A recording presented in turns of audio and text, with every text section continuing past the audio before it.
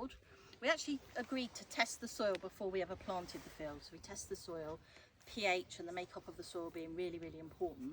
And then we ploughed and power harrowed. So imagine there's like no grass, no posts or anything.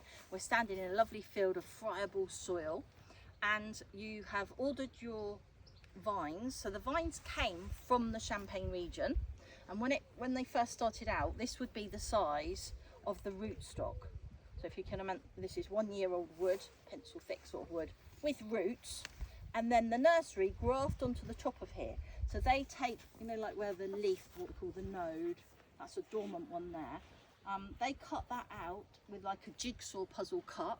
They do the opposite in the graft union here. The two are slotted together, and I tell you this because they seal it by dipping it into wax.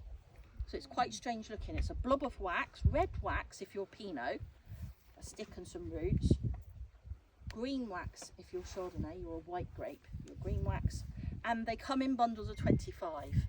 So I like to think of that as a flat packed vineyard. In the meantime, you book your planting machine. And I always think like, well, I don't think I actually know. I have planted some vines. So beyond the tree, there's the paddock, it's 1,000 vines, and Andrew and I hand planted them after all of this had been planted because it was too small an area for the large machine that came to plant. So that was a fun experience. But if you can imagine out here, rolling out a piece of string and then measuring along and rolling out another piece of string and having a spacer going along, planting this little guy in, you know, heeling him in, away you go. It's quite strange looking at the beginning. So all you have is this guy's planted 2/3 deep, and if we looked here, we would have red wax blobs poking out of soil, no leaves or anything, green wax blobs all lined up that way. As I say, it's laser guided. But if you imagine when you lay down, you know, and start digging holes and planting this little guy and it'll work your way along, how many rows would you get done in a day? And the reason I tell you this, I just like to think of it like in a logical way, because the machine planted this whole field in 1 day. Wow. Yeah. You'd need some team, wouldn't you, to do that? It's absolutely amazing. I was here watching it, you know, videoing, taking photos, and I was amazed. So that was really fantastic, and because it's laser guided, you know, all the widths, it all lines up through, and it's really good that the vines line up this way. You're making like a grid, because when you come to put your posts and your trellising system in, every 5th vine there's a post.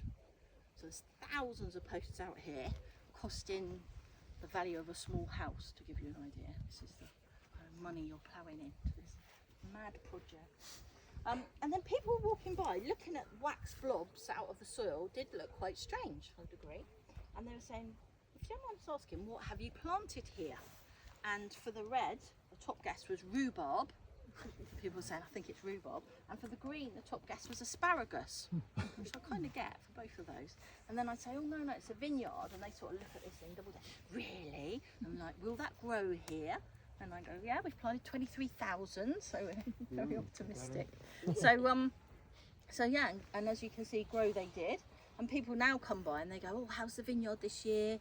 Oh, we love your wine, we saw all the fruit coming out. And some people even say to me, we thought you were a bit mad when you first planted this. You know, we never thought it would come to this. So it's a really nice business, you know, project to be involved with, because everybody likes it and, you know, in your village supports it. So that's a nice part of it, and having you guys here today to drink our wines, discover them, it's lovely too. So yeah, the next thing that happened was buds burst out of this thick wax. Literally looks like a chunk of candle on a stick, and those buds are an absolute rabbit delicacy. So we then have to put a support cane and a rabbit guard slid down over each vine. Like a tube on there, that helps make a little mini climber. The next thing is the buds will then burst. So this has been in cold storage. You're going to get buds bursting on here, and we want just one. So when we look at like this has come since the beginning of May, all of that has grown, all of that shoot there, and that one will be a fruiting cane next year. But originally that's what we wanted, just coming from this graft union down here. So it's a cane like that, and then year on year it thickened. So this trunk is now 18 years old, and in the first year it grows right up to sort of around this sort of height, and then we cut it the following year at what we want to be the crown height. And that's quite a critical height. I'm not going to go on too much because I literally could talk for days on vines and trellis and systems. This is called double gear. There's all sorts of different ones. Anyway, cut a long story short, a really clever thing is, because we've grown this up, as you see, all the fruit is in what we call the fruit zone here. And that is because we've grown this up, and then every year we select the best canes that are growing now, these ones, to arch over in the spring. And then every bud that you see on here now, so these buds, if you can see those, they're dormant, but literally if we were to cut that out, slice it in half, pop it under a microscope, there'd be two little mini inflorescences that are going to be the bunches of grapes next year. So the weather that these canes have this year will also have an effect on how fruitful they are this year. So the weather this cane had last year will affect, you know, the sizes of the bunches. The next thing you'll notice is all the bunches come in twos. So each shoot bursts and there's two, all the way through. And all here, and because we lifted it up, we now don't have to bend to harvest. So when we're picking, we don't have to bend. When we're tying down this new cane in the spring, we don't have to bend to do it, just tie it onto the trellis. We've also lifted it out of what I call harm's way. So we've lifted it up, so if this laid down onto the soil and we had rain, just the rain splashing on it, you'd end up with downy mildew, which wouldn't be good. So we keep everything tucked upright away from the soil, and we've also got the gap under here, and that's for airflow. So airflow is really, really, really an important thing in a vineyard, some good airflow. And we've also lifted it out of the way of spring frost. So all our delicate buds that are bursting up here at the beginning of May, we can still have some ground frost. Ground frost is normally kind of ground level, and it rolls down, you know, runs down the lie of the land. And also being on a slope is good for drainage as well when it's wet and rainy. So when you start to think of these things, you think, gosh, this is so clever how you can grow that, and someone's worked out it only puts the fruit on between the first and the fifth leaf. There will never be any fruit up in here, but we spend all summer long tucking these shoots into the wires that you see here, so that we can then, you know, mechanically manage the vineyard, because these vines are like absolute triffids. So one vine, you know, will cover the whole wall of a house.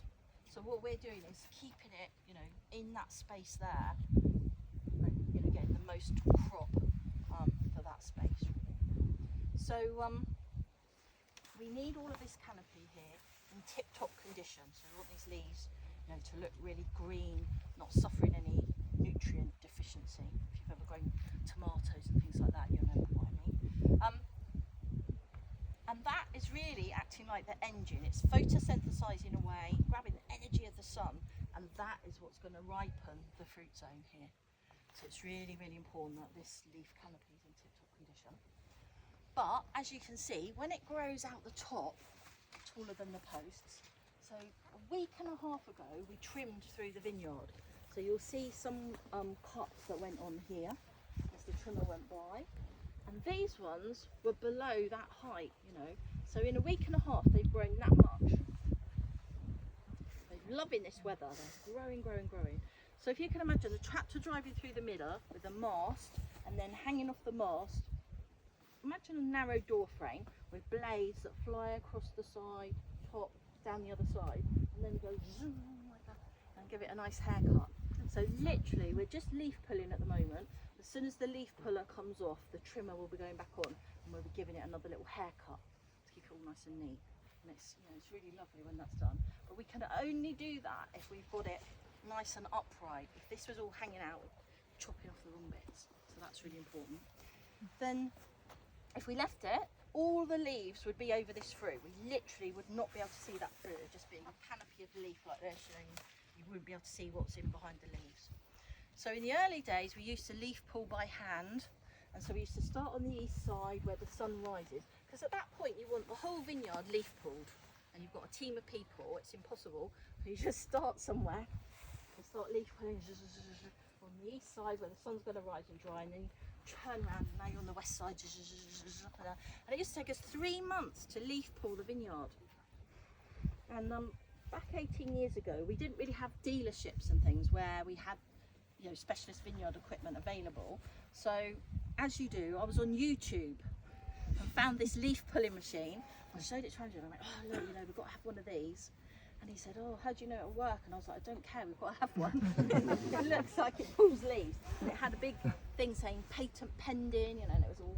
And so we imported that one from Germany, and it came and we were like, oh God, let's hope it works. And it's an amazing thing to watch. Someone calling their cows. So 2 rollers, a plate like this, a fan, a drum with a fan in it. And as it brushes by, you see some of these just the stalks, that's what it does. It brushes by, curls in the leaf like so, and just pulls it off and goes along. But when it hits the fruit, it doesn't grab the fruit in and pull it in. This then goes through the fan part and it chops this up all into little bits. Out comes leaf confetti, and that we mow over, and that puts some nutrients back down into the vineyard again. So in the evenings and early mornings, you will find us travelling up and down on tractors like a little. We're mowing, we're trimming, we're leaf pulling, we're spraying. We're just literally clipping different machines on the tractor, going up and down. At the same time, there's a small team of us out here making sure everything stays tucked in all of the time. So that's kind of the summer. Then harvest, mid-October, we will hand harvest, and we employ teams of commercial pickers to help us. So we need about 30 people on site to pick about 9 to 10 tons of fruit and bring it in. And once we've harvested, it'll be autumn, the leaves will go nice and autumnal, they all drop off, the vines are going dormant, they're going to sleep, the sap's going down, and we're coming out with our electronic secateurs to start winter pruning. And we then prune 23,000 vines by hand. It takes us 3 months, a small team of us. So we cut away all these canes that are fruited for us this year, and all of these tendrils are clung onto the wires up here, as you can see like that. And all of that has to then be ripped out to clear the trellises. We go along pulling all that out, leaving in the centre these nice canes that are going to fruit for us. So we go all the way through, pulling out this side, big heap of sticks. Another machine comes over and pulverises that into little bits like mulching in situ, and that wood has again got carbon and nutrients that goes back into the vineyard. Then once we've pruned and pulled out, in March the sap is rising, and the sap rising makes these canes a little bit flexible, so we can arch them over. That's why we arch them, to control the sap flow so they feed equally into the shoots. And we tie them all down as we go along, so all of this is gone. The seasonal change is huge. We lay all of these down, tie them all down, bud burst happens, and we start tucking in all over again. So hopefully that just gives you a little bit of feel for, there's never a dull moment up here. Sure. But hopefully looking at it today, it's quite nice and neat. Thank you. Any other questions at this point? Planting density? That can vary in the UK. So we met a gentleman called Dermot Sugaru right at the beginning, and we were tasting his wine, and he became our winemaker, and he came out and looked at the site, and he suggested that we would plant 2 meters wide, and I felt it was too narrow. Okay, so the tractor will fit through, yes, it will fit through 2 meters, but this time of year when everything grows like this, you only need a couple of bits to grow out here and here, which they quite quickly do, and before you know it, the tractor is rubbing on this, and you've got the mud guard, and you just be like ripping stuff off as you drove through. It's just a little bit too narrow in my view. So I said I wanted it to be 2.5 meters, and he said that's too wide. You know, across the whole field you're going to lose a couple of rows of vines, and you know, you want to make the most of the space. So we compromised on 2.3 meters the width and 1.2 meters between each vine. And I think for us anyway, it's worked out really perfect based on, you know, the width of mowers and all the stuff coming off the mast. You know, you can move it to a degree, but you've got to be within a sort of parameter. So, any other questions? Are you still using that same leaf picker? Yes. Yeah. And it's still got the sticker. I jet wash around the sticker that says patent pending. Yeah, really pleased with that machine. They've moved on again, you know, as things do, and definitely are, you know, all of that technology, AI and all that's coming into everything. They now have a double one. So rather, at the moment we're driving along just sort of doing one side slowly, but now from the mast there's two either side and you can move in and out like that. So do two sides in one go, which would be nice, but they're like nearly £25,000 for a new one. So it's a bit, yeah, everything is. So we had a tractor last year and that cost nearly £100,000. So the equipment is quite expensive. So yeah, I always feel like this is a business. You don't really make a lot of money because you just seem to keep reinvesting in. I've become a bit of a machine junkie. Always investigating a new machine. I did try Andrew on the double one. I said we could hand ours in and get this double one, and you've only got to drive, you know, half the rows up and down because you're doing two at a time. But he didn't buy into it at the moment. Still persuading him. Yeah. Sorry? Just give him time. Give him time, okay. So his job to I put it on my Christmas list. A double leaf puller. Okay, we're going to go in now.